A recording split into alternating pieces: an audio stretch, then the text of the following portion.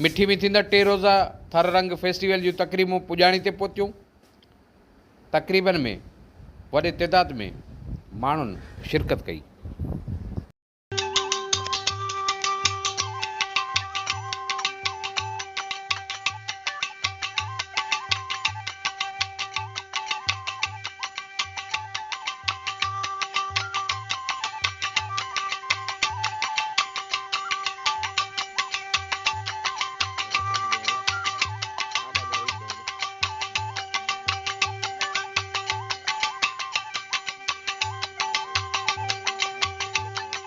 ॾींहंनि खां मेलो हले पियो। हिते मुख़्तलिफ़ ऑर्गेनाइज़ेशन आहिनि। इन में इन खां अलावा असां ही कोविड ते उन जे असांजो स्टॉल लॻायो आहे, छो जो असांजो प्रोजेक्ट हले पियो कोविड में हैदराबाद टंडो मोहम्मद खान ऐं टंडो अलहयार, त तमामु ज़बरदस्त ॾाढो सुठो रहियो। अहिड़ा फेस्टिवल थींदा रहनि, छो जो माण्हुनि खे इलाही सारी अवेयरनेस अचे थी, स्टूडेंट अचनि था, उहे बि ॾिसनि था त पंहिंजी जेका हिकिड़ी सिंध जी सकाफ़त आहे असांजी उहा ज़ाहिर थिए थी। ऐं ही ख़ासि करे जेके औरतूं आहिनि असांजूं ॿहिराड़ी जूं, वीचारा उन्हनि जो हुनर जेको आहे उहो तो लिखियो पियो आहे ऐं हिते अचनि थियूं, ही पंहिंजो डिस्प्ले कनि थियूं, ॾेखारनि थियूं ऐं उन्हनि जी मार्केटिंग थिए थी। उन्हनि जे लाइ इहो आहे त ही असांजी जेका सिंध जी जेका सकाफ़त आहे, ड्रेसिंग आहे, उहा पंहिंजी असांखे पाइणु खपे। ऐं असां बि शहर खां ई बिलोंग कयूं था, रखूं था, पर ही जॾहिं असांखे ॾिठियूंसीं असां पाण इहे शयूं ख़रीद कयूं आहिनि ऐं हितां ई मेले मां वरितियूं आहिनि ऐं पातियूं आहिनि, सुठियूं थियूं लॻनि।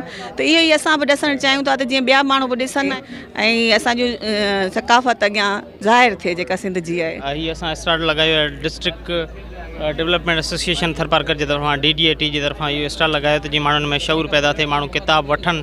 हार्ड कापी जो दौर अञा ताईं रुझान वधीक आहे। जीअं असां हिन मेले में इहो असां फर्स्ट टाइम लगायो स्टाल, माण्हुनि जाम जी जो तीं किताब वरितो आहे। अञा सब सिन्फूं पढ़जन पियूं, सब सिन्फूं पढ़जन पियूं। हर सिन्फ जो पंहिंजो हिकिड़ो माण्हुनि जे अंदरि रुझान आहे।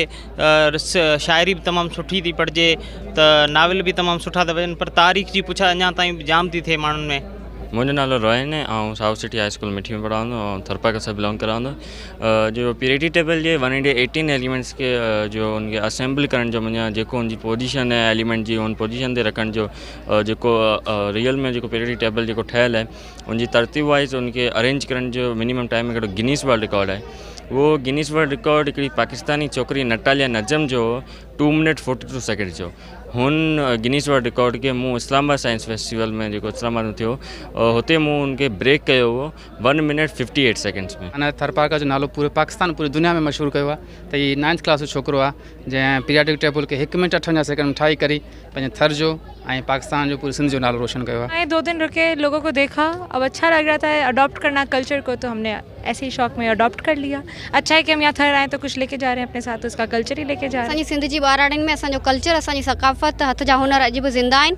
असांजूं ॿाराड़ी जूं औरतूं ठाहिनि थियूं ऐं हथ जे हुनर के, पर ॻाल्हि इहा आहे त हथ जे हुनर खे एॾी अहमियत न आहे असां वटि ऐं हिननि जा जेके हिते ई सेल कया वञनि था ॿाराड़ियुनि में, एॾो अघु नथो मिलियो वञे।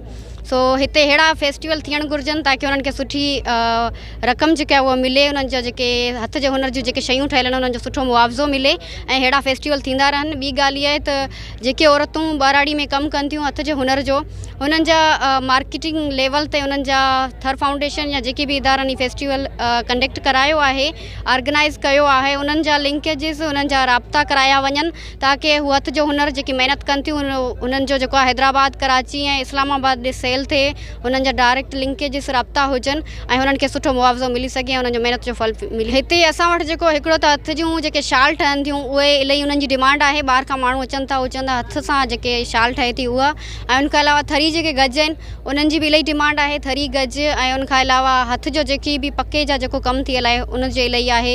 ॿाहिरि जा माण्हू अचनि था, थर जी सकाफ़त जेका आहे उहा इलाही सारो असांजे स्टॉल तां इलाही सारो वापारु थियो आहे ऐं इलाही सारा माण्हू अचनि पिया, लुत्फ़ अंदोज़ बि थियनि था, हितां एंजॉय बि कनि था। इलाही सुठो फेस्टिवल आहे ऐं अहिड़ा मेला लॻंदा रहनि त जीअं जेके औरतूं आहिनि उन्हनि जे हथ जे हुनर जेको आहे उनखे अहमियत मिले ऐं उन सुठो मुआवज़ो उन्हनि खे मिली सघे। ऐं जॾहिं हितां खां ॿाहिरि वञा, इस्लामाबाद, लाहौर किथे वञा, त मूंखां पहिरियों माण्हू सवाल कनि जेको क्रिएट कयो वियो आहे त थर में अचनि थी ॿार मरनि था, हालांकि थर जो ॿी सूरत इहा आहे त जेकॾहिं इस्लामाबाद में या किथे बि इंटरनेशनल तव्हांखे अहिड़े क़िस्म जो को फेस्टिवल थिए त जेसीं ताईं थर जो फ़नकार या थर जी सकाफ़त उते पेश न थिए त उहो उन में रंग ई नथा जुड़नि।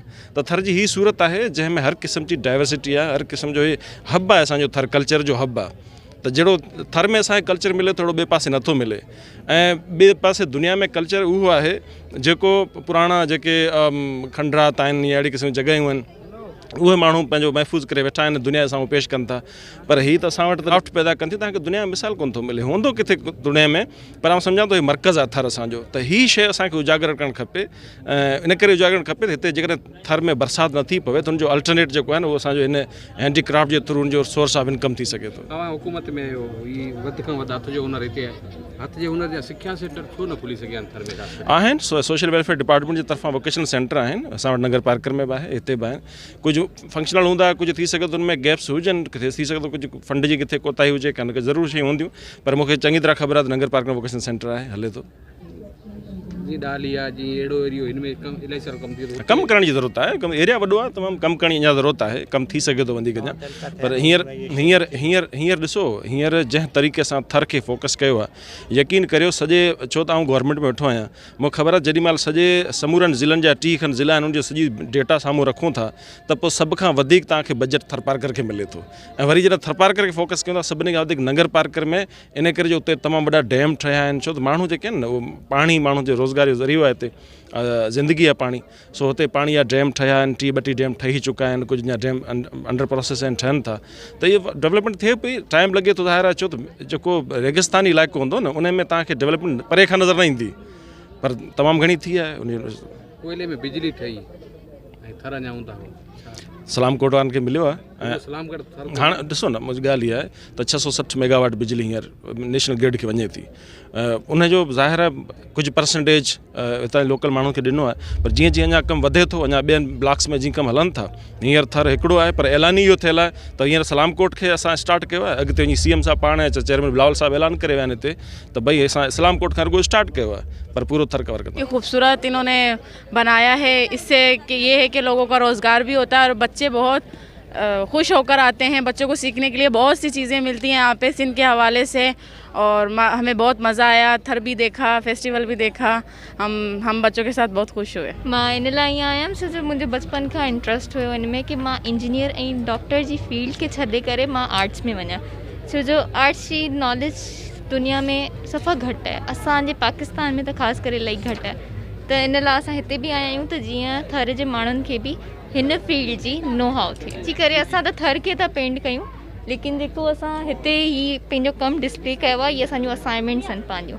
असांखे जेके असाइनमेंट्स ॾिनियूं वेंदियूं आहिनि मतिलबु अॼु जे दौर में जेको कुझु थी रहियो आहे न उन ते असां असाइनमेंट्स कंदा आहियूं। मुंहिंजी पंहिंजी जेका ज़ाती राय आहे त हिकु लेखक जो हिन दौर में किरदारु जेको हुजणु घुरिजे, सो उहो हुजे त उहो हक़ीक़त पसंदी हुजे, हक़ीक़त पसंदीअ खे मद्देनज़र रखंदे उहो शयुनि ते जेको लिखे ऐं माण्हुनि ताईं उहो अदब पहुचाए जेको अदब समाज जी अकासी कंदड़ हुजे, जेको अदब समाज खे जो हिकिड़ो आईनो माण्हुनि खे ॾेखारे, उहो माण्हुनि जी दिलि वटां हूंदो आहे।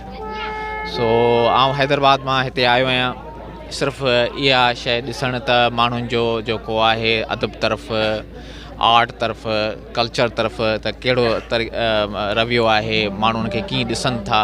सो मूंखे ख़ुशी थी आहे त थर जा माण्हू जेके आहिनि उहो किताब बि पढ़नि था, त उन सां गॾोगॾु उहो कल्चरल जेके शयूं आहिनि हिते मौजूदु आहिनि उन्हनि खे बि परचेज़ करे रहिया आहिनि। सो ॾाढी खुशी मूंखे महसूस थी रही है इसमें आने के लिए, और मैं हमेशा ऐसे ही डिज़ाइन के पहनती हूँ क्योंकि मुझे बहुत पसंद है, हमारे सकाफ़त से भी है, और मैं हर कल्चर डे पे ये ऐसा सूट सिलवाती हूँ। इसमें बहुत प्यारे कलर हैं माशाल्लाह, हमारी अजरक के मैच का कलर है। मैं अपनी बहनों से ये कहूँगी कि आप लोग जब भी कपड़े खरीदें ना तो अपनी इसी डिज़ाइन के कपड़े खरीदें, ताकि इनको बनाने वाले जो हैं उनकी वो अप्रिशिएट हो, उनको जो वो कॉन्फिडेंस उनके लिए हो, ताकि वो और ज़्यादा मेहनत करें और हमारे लिए ऐसी और खूबसूरत चीज़ें बनाएं। वो असांजी सिक्योरिटी असां पंहिंजे तरफ़ां तमामु घणी कोशिशि कई आहे, ऐं ॾाढो सुठो थर जे लाइ तमामु हिकिड़ो नओं रंग आहे, ऐं कोविड जे वजह सां 2-3 साल खां जेको सिलसिला बंदि हुआ, ऐं हींअर माण्हू वीचारनि ॾाढी ख़ुशी महसूसु कई आहे, आया आहिनि, घुमिया आहिनि।